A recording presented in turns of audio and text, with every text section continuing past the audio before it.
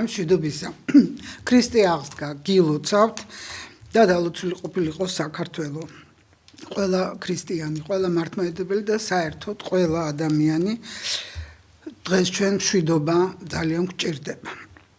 და სხვათა შორის არა მხოლოდ ამ მშვიდობა, ომისა და მშვიდობის თემაზე, არამედ საერთოდ მსოფლიოში და საქართველოში მათ შორის მიმდინარე მოვლენებზე ჩვენ დღეს ვისაუბრებთ მწერალთან და ყოფილ პოლიტპატიმართან მერაბ რატიშვილთან ერთად, რომელიც მოსკოვიდან ჩაგვერთვება.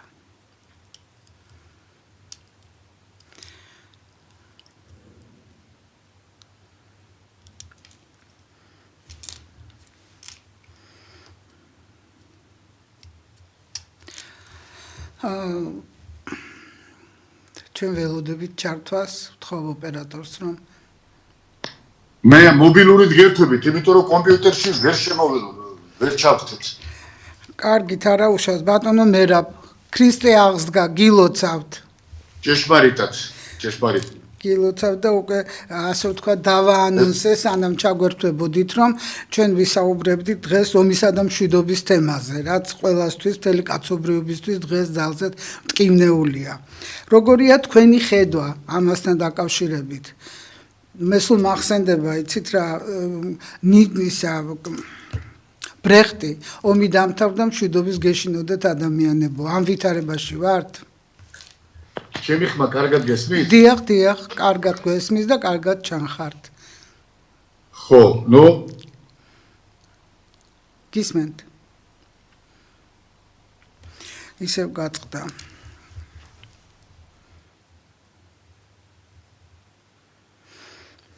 დაველოდოთ ცოტა ხანს.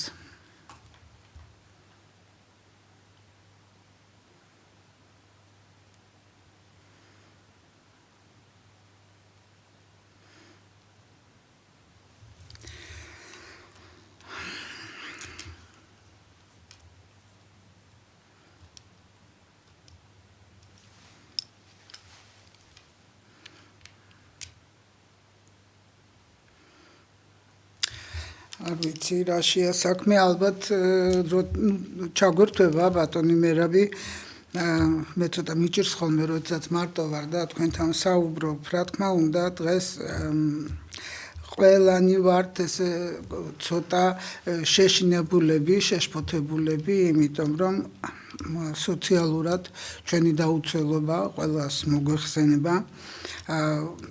5 თეთრით გაძვირდა ელექტროენერგია, რაც ნიშნავს, რომ გაძვირდება ყველაფერი. აი, ბატონო მერაბი ჩაგვერთობ. გესმით ბატონო მერაბ? მესმის. ჩვენც გვესმის და გისმენთ. მალურ სიტუაციაში გვიწევს, იმიტომ რომ ხაზი გვაქვს ძალიან ცუდი და ნუ ამიტომ იქნებ გაასწოროს კამერა თუ ესმის ჩვენი, რომ თანაბრად გამოვიყურებოდეთ და ხმაც კარგი იყოს. როგორი ხმაა? ხმა ძალიან კარგია და გისმენთ. კიდევ ერთხელ დამისვით კითხა, რაზეა საუბარი? აი, ვითარება რაც არის თემ სოფლიოში და ეს ვითარება ყველას ეხება, თითქმის ყველა სახელმწიფოს ვუყურებთ, როგორ განვითარდება მოვლენები და ძნელია რაღაცა პროგნოზის გაკეთება. თქვენ თუ ფიქრობთ ესე? მეც ასე ვფიქრობ, პროგნოზების გაკეთება ეხლა რომ ვიტყვიან რთული კი არ არის, უბრალოდ ყოველდღე რაღაცა შეიცვლება, მაგრამ ზოგადად თუ დავაკვირდებით, ხო? დიახ. ეს ომის პროცესი, რომ ხვალ არ დამთავრდება, ასაგებია, ერთი მიზეზის გამო, რომ ამერიკის შეერთებულმა შტატებმა ვერ მიაღწიეს იმას და კონკრეტულად ტრამპის გუნდმა, რაც ჩანაფიქრი ჰქონდათ, რომ მათ უნდათ, ესე იგი, არათუ გაენადგურებინათ მთელი ვერტიკალი მართლობის, არამედ უნდათ ეს ქვეყანა გაეხადათ ვასალი იმ პრინციპით, რომ შემდეგ როგორც დანარჩენებს ისე მოეწველათ, იმიტომ რომ მათ აქვთ და ეს ტრამპის იდეა ფიქსია, რომ მთელი ნავთობი მსოფლიოს კონტროლის ქვეშ უნდა ჰქონდეს, მაგრამ ამას ვერ მიაღწია. ჩაიდინა მრავალი ომის დანაშაული ამავე დროს. მიაღწია იმას, რომ ისეთი გაყოფილი სამყარო, რომელიც დღეს არის, არასოდეს არ ყოფილა, ბოლო 50 წელია სომცირე მაინც და ამავე დროს პრობლემაა იმაში, რომ თვითონ ამერიკის შეერთებულ შტატებში იმდენად არის დაძაბული სიტუაცია, რომ მიდის ახლა ჭიდაობა, როდის დაიწყოს მისი იმპიჩმენტის საკითხი. აი ეს არის რეალურია ეს იმპიჩმენტი, ბატონო? ეს აბსოლუტურად რეალურია. პირველ რიგში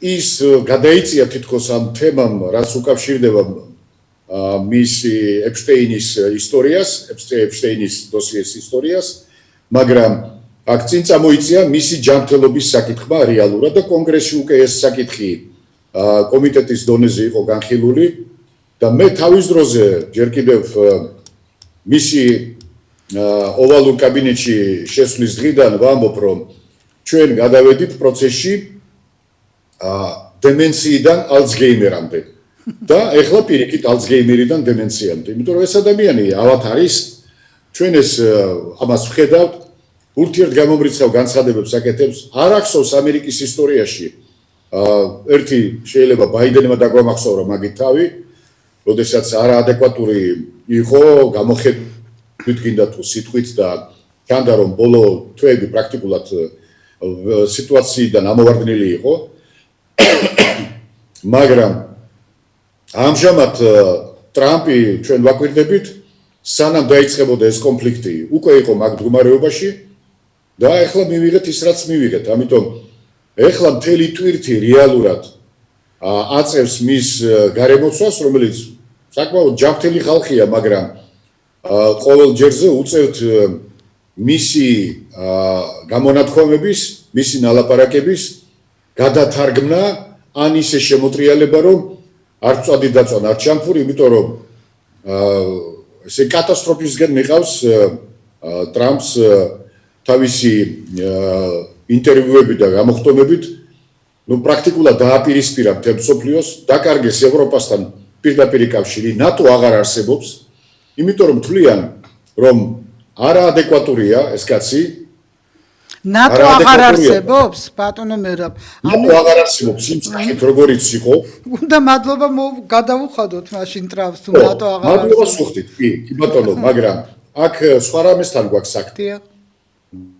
და თუ ეხლა ისინი ვერ აკონტროლებენ ამ პროცესს და თან ამბობენ რომ ნატო აღარ არსებობს, იმიტომ რომ ნატო დაიშალა, თვითონ ამ ტრამპი ამბობს ამას და ადმინისტრაციასაც ეთყობა მის ადმინისტრაციას, რომ ეს განწყობა მათში, რომ ეს რეალურად ის მდგომარეობა, რაც არის ახლა ხვდებიან, რომ მარტო მოუწევთ ამ მდგომარეობიდან თავის დაღწევა, ხო? იმიტომ რომ ერთადერთი მოკავშირე ყავთ, ეს არის ისრაელი, რომელიც უფრო მძიმე ხურჯინია მათთვის სათრევად, რადგან მათ ჩაითრიეს ამ ომში, ეს ომი მათი მოგონილია პირდაპირ ისრაელის და თვითონ ამერიკის შეერთებულ შტატებში ამას ლაპარაკობენ, ეს არ არის მხოლოდ ჩემი აზრი. და რა წნეხი იყო? აი რა წნეხი იყო ისრაელს რა წნეხი უნდა ქონოდა, რომ თქვენ თქვით, რომ ჩაიყოლიეს ამ ომში და რითი, აი რა წნეხით, რითი განახორციელეს ეს? ну ესე იგი მას პირადი ურთიერთობა ჯერ ერთია და მეორე აქვს ზეგავლენა, იმიტომ რომ ებრაული ლობი არის უძლიერესი სოფლიოში და მათ შორის ამერიკის შეერთებულ შტატებში.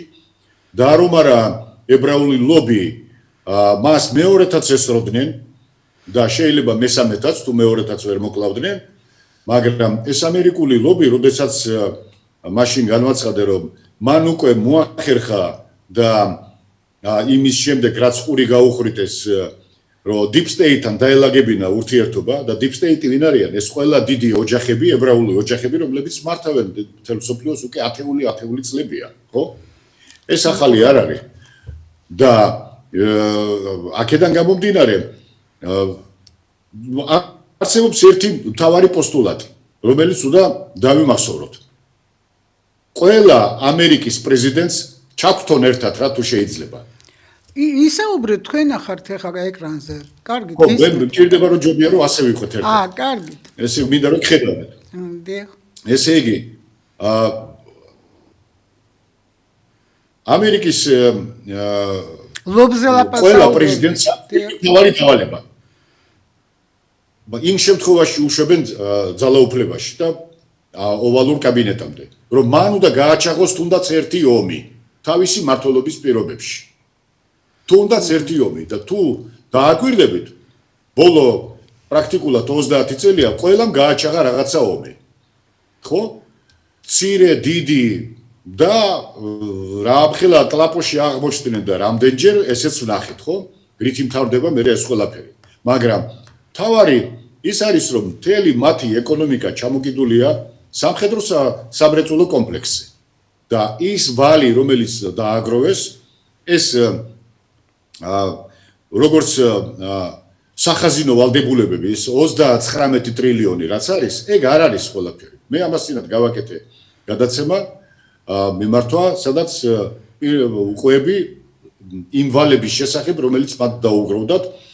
მათ შორის არის ეს საბიუჯეტო ვალები, ვალდებულებები, რომელიც აღებული აქვს და ვერ ისტუმრებენ მათ შიდა პროდუქტს აღემატება დაახლოებით 7-ჯერ და 8-ჯერ. ანუ თუ მათი საერთო მოცულობა შიდა პროდუქტის არის 6.6 ტრილიონი დოლარი, დღეს ვალი დაუგროვდათ უკვე 48 მილიარდი. მაგრამ ამას უნდა დაემატოს ის ვალდებულებები, რომელიც აქვთ სოციალური ვალდებულებები გადასახდელი, დაზღვევები და ასე შემდეგ და ასე შემდეგ, და ეს ვალი არის 126 ტრილიონამდე, რომელიც დაუფარავია. დღეს სახელმწიფოს ამერიკის შეერთებულ შტატებს არ აქვს შესაძლებლობა დაფაროს ეს ვალი. არ არსებობს უბრალოდ საიდან უნდა დაფარო. და ის რაც აქვს, დიახ. აი ეს ომი არის პირველ რიგში იმიტომ გაჩაღდა, რომ გადაეფარათ ეს მდგომარეობა და მათ იცოდნენ, როდესაც თებერვალში შეადგინეს იგი წელიწადი დახურეს, ხო? გასული წელი და ნახეს რა მდგომარეობა და დაინახეს, რომ არის კატასტროფა და ერთადერთი რითაც შეიძლებოდა გადაეფარათ ეს მდგომარეობა, ის იყო ომი. და დაიწყო ეს ომი და სრულიად მოუმზადებლად სხვათა შორის. თანაც დროული აღმოჩნდა ნეტანიაჰუს მიერ დადებული ის პროექტი, რომ ეხლა უნდა სასწრაფოდ დაარტყან ირანს, იმიტომ რომ ირანი ემზადება რაღაცა უბედურების ჩასადენად. არის, რომელიც იყო აბსოლუტური ტყუილი. ხო? ეს იყო ფეიკი, რომელიც აწყობდა ეთყობა ამერიკის შეერთებულ შტატებს, რომ გადაეყლაპათ ეს და მე როცა დაჭირდა და უკვე გაიშვირეს ხელი ტრამპმა უკვე გაიშვირა თითი ნეტანიაჰუსკენ. ეს არის საინტერესო, რომ ხო, არაო, ეს იმიტომ რომ თურმე ისრაელს ემუქრებოდა დიდი საფრთხე და რომ არ ჩარეულიყვნენ, ისრაელი განადგურდებოდა და დღეს განადგურებულია ისრაელი. რეალურად რა დღეში ჩააგდეს საკუთარი მოსახლეობა, ჯერ იყო და 1 წლის წინ დაიწყო მიგრაცია ისრაელიდან, ცხოვრობდა 10 მილიონი და დაახლოებით 1.5 მილიონი და შეიძლება მეტი ადამიანი გავიდა ისრაელიდან, მაშინ, როდესაც ცვლიდნენ დარტყმებს ისრაელი და ირანი ერთმანეთში და ეხლა კიდევ უარესი. ეხლა პრაქტიკულად განადგურებულია ინფრასტრუქტურულად ისრაელი გაცილებით მეტად, რა თქმა უნდა, ირანი ძალიან სერიოზულად დაზარალდა, მისი სამხედრო კომპლექსი, მისი სამეცნიერო მთელი ეს ინსტიტუტები, მაგრამ ვერ შეაღწიეს მის მიწისქვეშა პრაქტიკულად კიდევ ერთ ირანს. რაც ზემოთ არის ირანი, ერთი იმდენი ქვემოთ არის, ხო? ეს უკვე ცნობილია და ეს ადრეც ცნობილი იყო, მაგრამ ამის შესახებ არ უნდათ გაგება და მთელი სამხედრო-სამრეწველო კომპლექსი ირანის არის მიწისქვეშ, რომელიც არა 100 მეტრის ქვემოთ, სადაც აღწევენ რაკეტები, ხო? ეს ამერიკული რაკეტები მათ შორის. არამედ გაცილებით ღრმად, სადაც ვერც ერთი რაკეტა ვერ წვება და ატომური იარაღს ისინი ვერ გამოიყენებენ, იმიტომ რომ მიიღებენ საპასუხო დარტყმას ბირთვული სახელმწიფოებისგან. იმიტომ რომ ეს არის მორატორიუმი, რომელიც არსებობს ბირთვულ სახელმწიფოებს შორის. და ამიტომ ვამბობ, რომ დღეს ასეთ ცუდ მდგომარეობაში, რომელშიც დღეს არის ამერიკის შეერთებული შტატები, არასოდეს არ ყოფილა. და ამ ყველაფერს ემატება კიდევ ავადმყოფი ადამიანი, რომელიც ჩანს, რომ ის ალცგეიმერი უკვე გადავიდა ძალიან სერიოზულ ფსიქიკურ უწონადობაში და ვეღარ აკონტროლებს ვეღარც მისი ადმინისტრაცია. ხო და რა პერსპექტივა აქვს ამ ყველაფერს? ანუ ამ ომმა ეს ომი იყო მხოლოდ გადაფარვის მიზნით, ომისგან მოგება გამორიცხულია და ეხლა ხომ უფრო ძვირად დაუჯდა ის თავისი ვალები და კიდევ ომისგან ამიტომ ხანდახან უკვე ტრამპაც უწოდებენ ხოლმე. რამდენად დიახ გისმენთ? რა თქმა უნდა, ძვირად დაუჯდათ, მაგრამ ალბათ უღირდა მას და მის ადმინისტრაციას ეს ომი. უღირდა. იმიტომ რომ გადარჩენაზეა საუბარი. აქ. ამიტომ ეხლა ჩვენ შეგვიძლია ერთი მხრიდან შევხედოთ, მეორე მხრიდან შევხედოთ, შევაფასოთ რეალურად რამ გამოიწვიეს, კიდევ ერთხელ ვამბობ, იმან რომ ის არის დაუფარავი ვალი და მხოლოდ საომარი მოქმედებებით, მხოლოდ ისეთი დაპყრობებით, რომელიც გააკეთა პრაქტიკულად ვენესუელას ნავთობით, დღეს აკონტროლებს, ხო? ესე იგი, ეს ერთი აქტივი შეიძინა. ეხლა უყურებენ, კიდე რა აქტივები შეიძინონ, რომ ეს მერე ძვირად გაყიდონ ბაზარზე. მათ გარეშე გამოდის ისე, რომ ნავთობწარმოებელი კომპანიები და ქვეყნები მათ გარეშე ფასებს ვეღარ დააწესებენ და თუ ვინმეს აწყობდა დღეს მაღალი ფასები აწყობდა ამერიკის შეერთებულ შტატებს, იმიტომ რომ ამერიკის შეერთებული შტატები თვითონ უზრუნველყოფილია ნავთობით და დანარჩენს აკონტროლებენ თავისი კომპანიებით ან საკრედიტო რესურსებით, რომელიც გაცემულია და რომელიც კიდევ უნდა გაიცეს. ეხლა ის რომ თავისი მოკავშირეები, ეს არაბული ქვეყნები, ეს მონარქიები, რომლებიც ისედაც ჯიბეში ყავდა, ხო? და პრაქტიკულად ესე იგი ამ სრუტედან გადიოდა ესე იგი 20% სოფლიო ნავთობის, დღეს მისი ჩამნაცვლებელი არავინ არ არის. ერთადერთი ეხლა რაც აღიზიანებს შეერთებულ შტატებს, რომ თვითონ არ დგას სალაროსთან და შლაგბაუმი მის ხელში არ არის. თორე დანარჩენი ყველაფერი აწყობს. აწყობს რომ მაღალი ფასებია და კიდევ უფრო მაღლა წავა, იმიტომ რომ კიდევ ერთხელ ვამბობ, თვითონ უზრუნველყოფილია ნავთობით და ამიტომ მას ეს არეულობა აწყობს. მას ყოველთვის მათ ამერიკის შეერთებულ შტატებს ყოველთვის აწყობთ ომი, რომელიც არღვევს არსებულ სისტემას, არღვევს ფასებს, არღვევს გარიგებებს, არღვევს დაჯგუფებებს და ასე შემდეგ. ამიტომ ყველგან უნდა მართონ პროცესი თვითონ. აი ეს არის. მაგრამ ვერ მართავენ და სწორედ ეგ არის, რაღაც ხაერში ჩამოკიდებულია ეს. არა, მართავენ, იმიტომ რომ მათ აწყობთ არეულობა. კიდევ ერთხელ ვამბობ. რაც დიდხანს გაგრძელდება ეს არეულობა, მით დიდხანს შეინარჩუნებს ის ძალაუფლებას. იმიტომ რომ დალაგებული სიტუაცია და ის საბრალდებო სკამზე მისი აღმოჩენა ერთი და იგივეა. ისევე როგორც ნეტანიაჰუსი. ორივე არიან ომის დამნაშავეები. ეს ფაქტია. ხო და ეხლა იმის შემდეგ რაც შევიდა დაპირისპირებაში მათ შორის ევროკავშირთან და ნატო გამოაცხადა უკვე გაუქმებულ ორგანიზაციად, აქედან გამომდინარე მთელ სრული დომინირება უნდა აიღოს ხელში, რაც შეიძლება მეტად ეხლა დააჩმუროს ბოდიშით ამ სლენგზე ევროპელები, რომელიც ყველაზე დიდი რესურსის მატარებლები არიან ჩინეთისა და რუსეთის შემდეგ, ხო? დიახ. მატერიალური და ტექნიკური და სამეცნიერო რესურსი ამავე დროს და პოლიტიკურიც გარკვეულწილად. თუმცა ისინი რომ იტყვიან ყოველდღე კარგავენ თავის გავლენას, იმიტომ რომ ხედავენ რომ უსუსურები არიან. შეიძლება ცალ-ცალკე კიდევ მეტად ივარგონ, მაგრამ ევროკავშირზე კიდეც თალკე შეგვიძლია ვისაუბროთ რა მომავალი აქვს და რა თამაში მიდის. მათ შორის ორბანის ასე მშვიდად გასვლაზე თითქოს თამაშიდან გაყვანაზე მისი და მე ვფიქრობ ამას ექნება სხვა პერსპექტივა. მაინც რომ ურსულა აღარავის აწყობს, ის ვარიანტი ევროკავშირის აღარავის აწყობს, ყოველ შემთხვევაში ამერიკის შეერთებულ შტატებს და მათ შორის რუსეთს და ეს გარიგება ჯერ კიდევ ადრე მოხდა.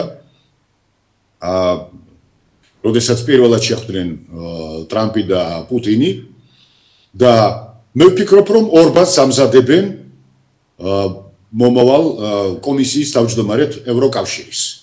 იმიტომ რომ ეს აწყობს ამერიკის შეერთებულ შტატებს და სანამ იქნება ტრამპი და თუ დარჩება ტრამპი, ან თუნდაც მისი მემკვიდრე ვინც იქნება, JD Vance, მაგალითად, კიდევაც რომ ის გამოაცხადონ არა ქმედით უნარიანად როგორც პრეზიდენტი და როგორც ავანტყოფი ადამიანი უკვე კონგრესში ეს საკითხი მიდის და თუ წავიდა ეს პროცესი, ამას ვერავინ ვერ გააჩერებს.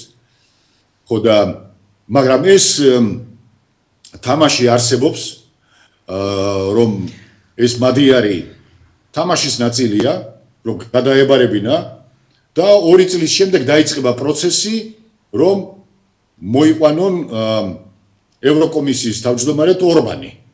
და ეს არის, ესე იგი, სრულიად ახალი თამაში, ახალი პარადიგმა, რომელიც აწყობს ჩინეთს, აწყობს რუსეთს და აწყობს ამერიკის შეერთებულ შტატებს. და ეს იქნება დიდი მოთამაშეების გარიგება.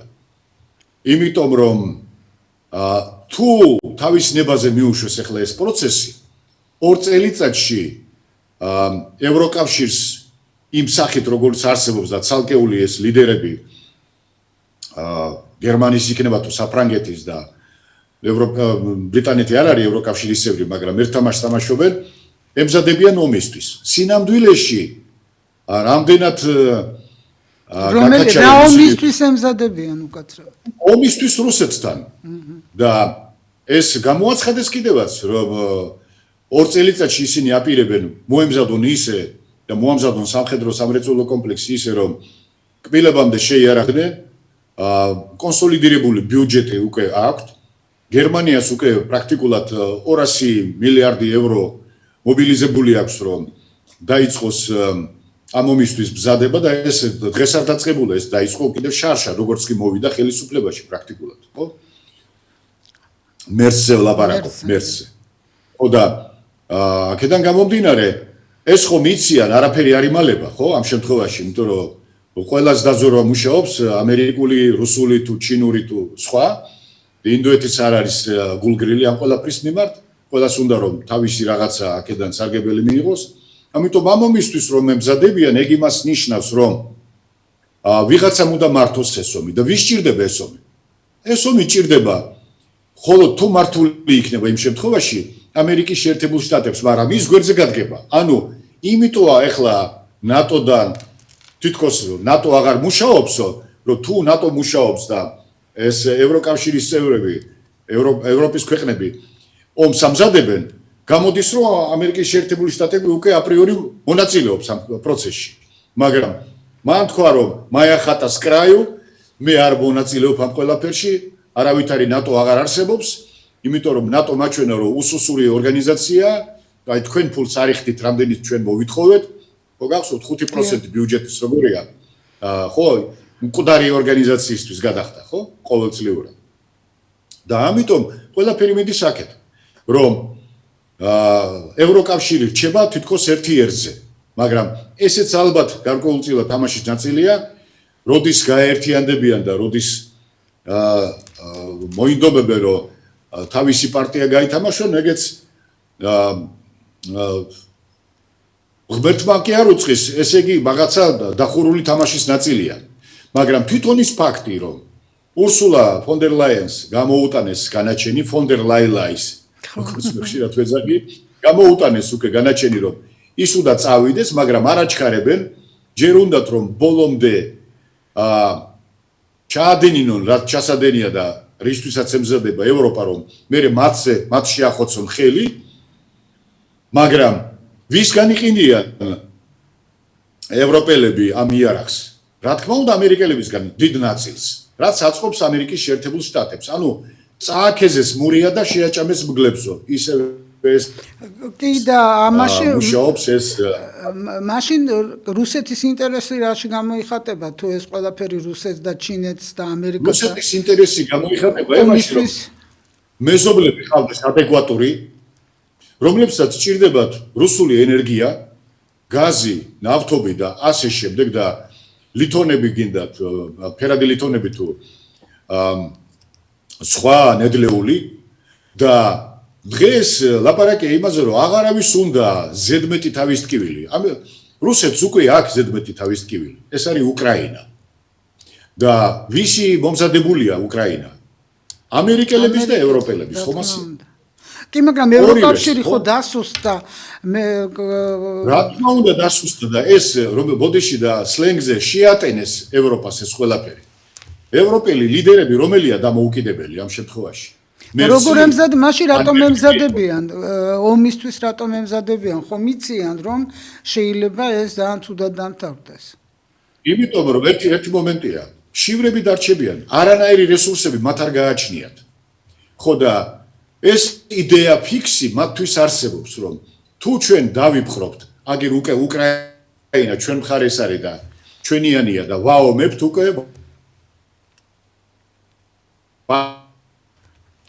ასუსტებთ ეს $1 ტრილიონ დოლარის იარაღს რომ დავამზადებთ ისეთ შეტევას განვახორციელებთ რომ ჩვენ გავალთ ურალამდე რამდენიმე თვეში ეს არის იდეა ფიქსი ხო ეს ხო სასაცილოა მაგრამ არა თქვენ ახლა კი ვამბობთ რომ სასაცილოა მაგრამ იმათ არეცინებათ ისინი ან დარჩებიან იმ დონის სახელმწიფოებებად როგორებიც იყვნენ ან განადგურდებიან, იმიტომ რომ ის ყველაფერი ერთად დაატყდა თავზე. ეს მულტიკულტურული იმიგრაცია, რაც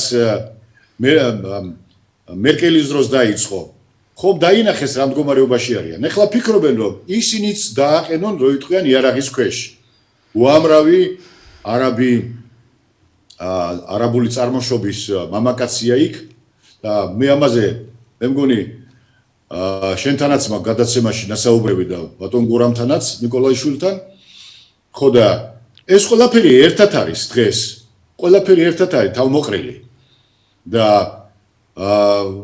დღეს თუ არა ეს ხვალ ამოქმედებენ ამას ამიტომ ტრამპი თამაშობს თავის თამაშს რომელიც მე დარწმუნებული ვარ გარკვეულწილად შეთანხმებულია მათ შორის რუსეთთან და კონკრეტულად შეიძლება პუტინთან რომ ორბანი იქნება ყველაზე კარგი ევროკომისიის თავმჯდომარე რომელიც ნახულობს საერთო ენას როგორც ამერიკის პრეზიდენტთან დღევანდელთან თუ მომავალთანაც იპოვის ასევე რუსეთთან და ასევე ჩინეთთან ასევე ინდოეთთან ანუ ჭირდებათ პერსონა და ის პერსონაჟი რომელიც თავს გაართმევს იმ თამაშს რომელიც დღეს მიმდინარეობს მაგრამ ორბანი თუ გახდება ევროკომისარი მაშინ ეს ომი გამორიცხულია ხო რომ მაშინ ეს ომი აღარ იქნება ან იქნება ომი იქ სადაც ერთად შეთანხმებებიან სულ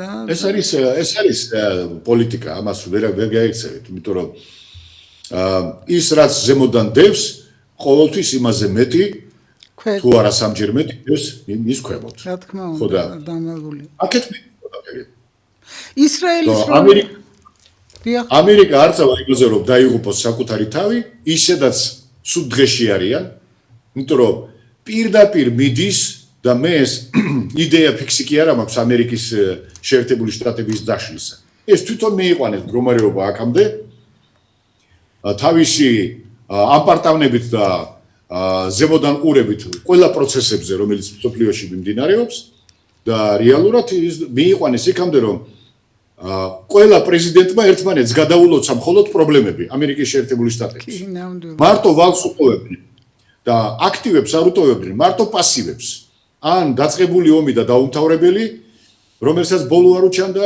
და ერთმანეთს გადასცემდნენ ამას და სიძულვილის მუხტი იმხელა ამერიკის შეერთებული შტატების მისამართით მთელი მსოფლიოს მხრიდან თვითონ ეს მუხტი ლივლივებს მათ თავზე და ეს არსად არ გამქრალა და სადგან იმუხტება ეს მეხი და ვიზზე რომელ პრეზიდენტზე გაასწრებს თუ არა ტრამპი რომ მასზე არ განიმუხტოს და ჯეიდი ვენს დატოვებს და შეიძლება მასზე მოხდეს ან შემდეგ პრეზიდენტზე, მაგრამ ეს რომ გარდაუვალია, ეს ფაქტია, იმიტომ რომ კიდევ ერთხელ ვამბობ, 136 ტრილიონი დოლარი ეს არის ამერიკის შიდა პროდუქტის, მისი მთელი ბიზნესის, მისი ის რესურსების რაც გააჩნია, ეს არის აუწეველი თანხა და ამას დაუმატეთ თვითონ დოლარის მდგომარეობა. დოლარის მდგომარეობა ის 39 ტრილიონი კიდე ცალკე ვარია, რომელიც სრულიად რომელსაც ვერ იხდიან. ბიუჯეტი ამერიკის შეერთებული შტატების ბიუჯეტს არ ეხება. კი, რთული სიტუაცია. ეხლა ისრაელზე მინდა კითხოთ, იცით რა, ძალიან გახშირდა აი სხვადასხვა ბლოგერები, სხვადასხვა სააგენტოების, დასავლეთის, აღმოსავლეთის სააგენტოებიდან ებრაელების მიმართვა თვითონ, რომ აი ჩვენი ებრაელი ხალხი უნდა წავიდეს საქართველოში, უკრაინაში და აუცილებლად, ესე იგი, უნდა ველოდოთ მიგრაციას მათი მხრიდან. ეს რამდენად არის, ეხლა მე მიმაჩნია, რომ საქართველოში ქართველის გარდა და საქართველოს მოქალაქის გარდა უფლება მიწის ფლობისა არავის არ უნდა გქონდეს. თუ მაგალითად მასობრივად წამოვა ხალხი ისრაელიდან, მაშინ აი როგორ ფიქრობთ რა მდგომარეობაში ჩავარდებით? დღეს ახლა საქართველოში რა სულ რამოდენიმე უამრავი პრობლემაა, სოციალურად საშინელი მდგომარეობაა, ძალიან დიდი მნიშვნელობა აქვს მთელი საქართველოს ელოდება პატრიარქის არჩევას, იმიტომ რომ მთლიანი დედა ეკლესია თუ დედა ეკლესიას რამე დაემუქრება, ეს იმას ნიშნავს, რომ საქართველოში ეს პოლიტიკურ პროცესში გადაიზრდება. და ღმერთმა დაგვიფაროს ამისგან, აი ეს პრობლემები არის და შემოსევა მიგრანტების და ისინი ყიდულობენ აქ მიწას, აქვთ ბინადრობის უფლება და საშინელი მდგომარეობა ამ ხრივ. როგორ ფიქრობთ, აი რა ხდება? არის ეს ისრაელის ინტერესი, რომ დაიპყროს? დიახ. პირველი. მე თავს შევიკავებ საპატრიარქოს მიმართ კომენტარების გაკეთებას. კი, არა, მე უბრალოდ აღნიშნე ეს, რომ არა, მე ამისთვის თავს შევიკავებ. ეს არის თვითონ უდევსახურების საქმე, თვითონ საპატრიარქოს შიდა საქმე. რა თქმა უნდა. და საერო პირები არავინ არ უნდა ჩაეკრიბა. გეთანხმებით. თუმცა მე ვიცი რომ არის მცდელობა ზეწოლისა და გასაგებია ვისგანაც, იმიტომ რომ მას ყოველთვის ეს შირს რომ მის გარეშე არაფერი არ უნდა ხდებოდეს ქვეყანაში და მე ვლაპარაკობ არაფორმალურ მმართველზე. ეს რომელიც აკენებს სერიოზულ შეურაცხყოფას მთელ ერს თავისი ქმედებებით და თავისი იმ ალბათ გეგმებითაც რომ პრაქტიკულად დაუკანონებელი მონარქია დაარსდეს მისი მემკვიდრეების სახით. აქეთ მიდის ყველაფერი. არსებულიო, დიახ. საუბრობთ საპატრიარქო თავის თავს მიხედავს და ისე იქნება როგორც საბოლოო ჯამში თვითონ ეკლესია სჭირდება და ღმერთით და დიდი იმედი მაქვს. მართლმადიდებელ მრევლს. დიახ. რაც შეეხება ისრაელს.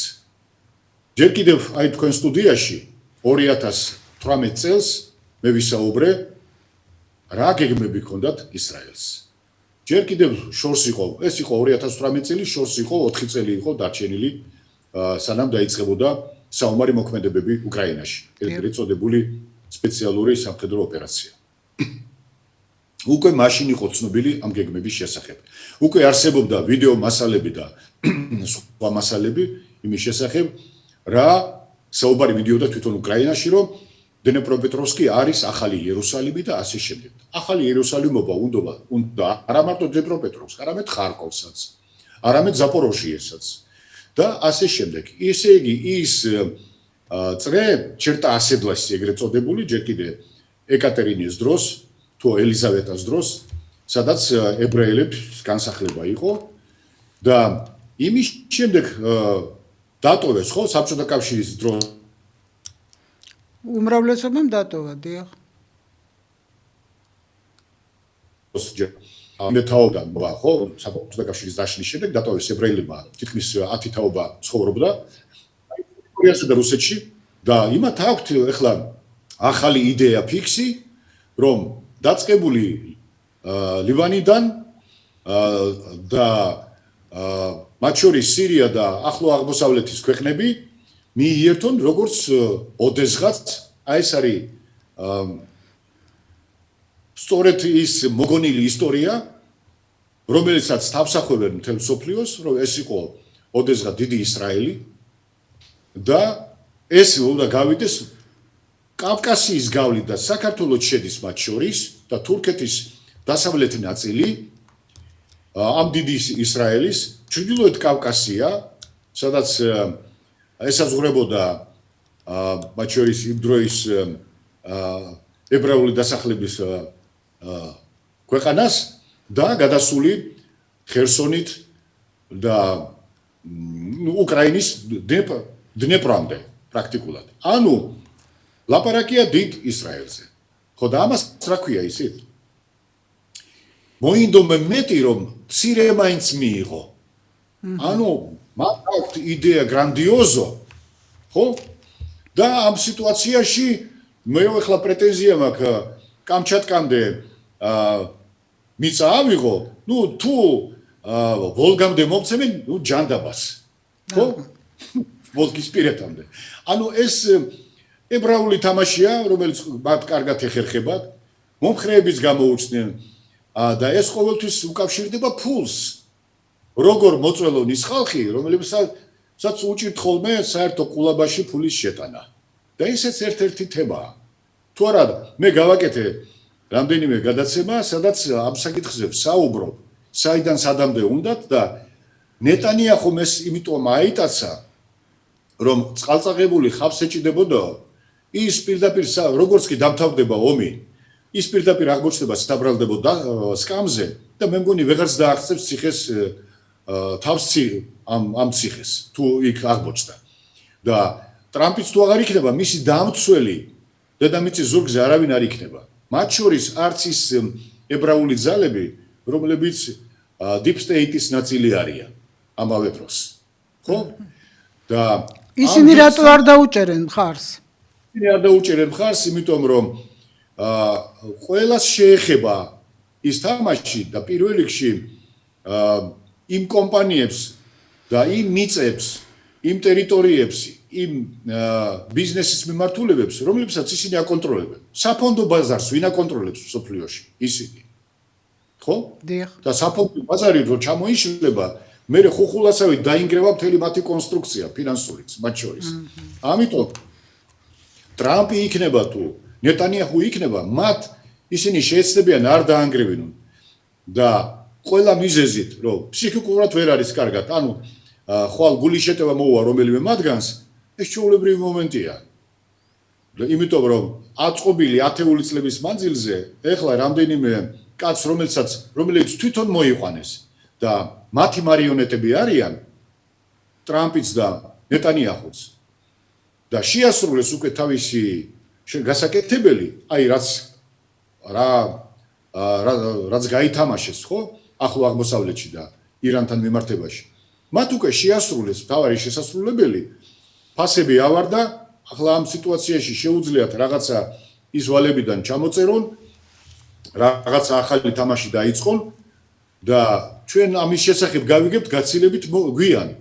იმიტომ რომ ყოველთვის არ დევს ზედაპირზე ის რა თამაშიც მიდის, ეს მერე ხდება ცნობილი. ამიტომ მათ უკვე შეასრულეს თავის საქმე და როდის მოხდება მათი გვერდზე გაწევა, ეს უკვე მეორე საკითხია. ეს არ იქნება ის რომ ტრამპი თავის ვადას ვერ ამოწურავს როგორც პრეზიდენტი იმ ვადაში რომელიც აქვს განსაზღვრული, ხო, ეს 1 წელიწადზე მეტი უკვე გავიდა. 2 წელიწადი და 2 თვეა არის კაბინეტში. აქედან გამომდინარე, ეს უნდა მოხდეს წელს მისი გაშვება და ჯეი დი ვენსის მოყვანა, რომელიც თვითონ არ დასიზმრებია ჯეი დი ვენსი. ჯეი დი ვენსი შესთავაზეს მას, როდესაც მისცეს საშუალება რომ მიეღო მონაწილეობა უკვე ერთხელ გახრეტილი ყურით მიეღო მონაწილეობა არჩევნებში. მართლა ესე თუ მოხდება, წარმოიდგინეთ, ესე იგი ექსკლუზივი თქვენგან, რომ აი ესეთი რაღაცა შეიძლება მოხდეს ტრამპის. ამაზე არაერთხელ მისაუბრია სამწუხაროდ საქართველოში ნაკლებად ხედავენ ჩემ ვიდეოებს. მათ შორის ჟურნალისტებიც, რომ უფრო სხვა მიმართულებით წაიყვანონ ხანდახან აზროვნების ვექტორი, მაგრამ და აზრის ჩამოყალიბების და თვითონ საინფორმაციო ველისთვის საჭირო ინფორმაციის მიწოდება, მაგრამ რა ვქნათ, ეს რეალობა გვაქვს, იმიტომ რომ დაბლოკილი ვარ Facebook-ზეც პრაქტიკულად დაბლოკილი ვარ და YouTube-ზეც, მაგრამ ხანდახან ვახერხებ და გარღვევას და ინფორმაციის მიწოდებას და ჩემი აზრის მიწოდებას. ეს გადაცემა YouTube-ზე დაიდება და ჩვენთან ყოველთვის გაქვთ თქვენ იმისი ფუფუნება, რომ ისაუბროთ თქვენს საკმაოდ მაყურებელი ხავთ, უნდა გითხრათ და იმის და მიუხედავად რომ ვიცი რომ პრობლემები გაქვთ როგორც ტელევიზიას, მაგრამ თქვენ ახერხებთ და ინარჩუნებთ ძალიან მაღალ თამასას და ყოჩა, უნდა გითხრათ. ძალიან დიდი მადლობა. და სამწუხაროდ ჩვენი დრო ამოიწურა ბატონო მერაბ, დიდი მადლობა ჩართვისთვის. ნახოთ როგორ გაგრძელდება, როგორ განვითარდება მოვლენები, ხო იცით? ჩვენ კი აქ ნახოთ, ნინო, ჩვენ უკვე ვხედავთ. ჩვენ უკვე ვხედავთ. უბრალოდ ნახოთ, როცა არაფერი არ ჩანს და როცა ყველაფერი ჩანს. ხო და ყველაფერი წინ არის, არა? თანხმდებით, რომ ყველაფერი კიდე წინ არის. რაზეც ვისაუბრეთ, დააკვირდით და ნახავთ, რომ ბევრი იმ ვექტორიდან, რაც ბევრ საკითხზე ვისაუბრეთ, წავა მაგ მიმართულებები. აი ეს ხო იცით, ბუძი მждать იმაში როა ერთ-ერთ ვждით. ბუძი მждать ცნობილი რუსული კომედია საბჭოთა. უმორია ждать не надо. ზღვის სანაპიროზე და მოცდას და ამინდის დალოდება არ ვარგა. უნდა იმოქმედოთ, იმიტომ რომ იმ დღეში, რა დღეშიც არის დღეს სახელმწიფო, ქვეყანა, საქართველო. კი ბატონო. სამარცხვინო მდგომარეობაში ვართ. და თუ ასე ყველა გულხელ დაკრიფილი იქნება და დაელოდება რომ თავისით მოხდება ყველაფერი და შემოტრიალდება ან სოციალური პირობები შეიცვლება ან ცხოვრების პირობები ზოგადად შეიცვლება ან პენსიები გაიზრდება ჩვენ გულხელ დაკრიფილები არ ვართ ჩვენ საქმეს არაფერი არ ეშველება რა თქმა უნდა მაგრამ გულხელ დაკრიფილები არ ვართ იმიტომ რომ ვამბობთ სიმართლეს რაც არის რეალურად მარტო ლაპარაკით ხალვა ეგ არ ნიშნავს რომ ჩვენ ჟურნალისტები ვართ და ეს გვევალება აუცილებლად და რა თქმა უნდა ჟურნალისტებს არ ვლაპარაკობ მე საზოგადოებაზე ვლაპარაკობ საზოგადოება კი მოიკოჭლებს რა სიზავთ ჟურნალისტებს მეტი რა შესაძლებლობა გაქვთ იმის გარდა რომ გააშუქოთ თუ რამეს ხედავთ და სწორად გაშუქება და სიმართლის თქმა ბევრს ნიშნავს როცა ყველა ტყუის გარშემო სამწუხაროდ დიდი მადლობა ბატონო მერაბ ჩართვისთვის და ვნახოთ დიდი მადლობა კონტრიბუციის მოთმინებისთვის და გააზრებისთვის იმისა, რაზეც ვისაუბრეთ. და რთული გასააზრებელია, იმიტომ რომ დიდი იყო ინფორმაცია და ესეთი მძიმე. რა თქმა უნდა, მარტივი სად არის? მარტივი არ არის. კი ბატონო. ნახვამდის ბატონო მერაბ. ნახვამდის. კარგად. მშვიდობებით ბატონ მერაბს და თქვენ მე ცოტა ხანში დავბრუნდები რეკლამის შემდეგ უკვე მორიგ სტუმართან ერთად დემურ გეორხელიძე იქნება ჩვენი სტუმარი.